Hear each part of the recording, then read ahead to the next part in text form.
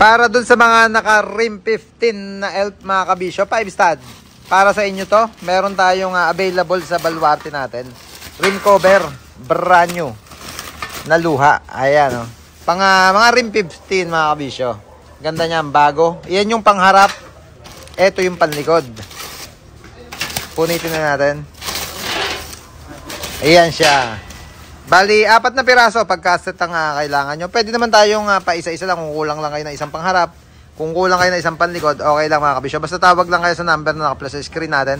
At sa Baluarte at sa Bukawi, kay Brian, meron din tayong mga stock ng gantong accessories. Yung rim cover na size 15 mga kabisyo.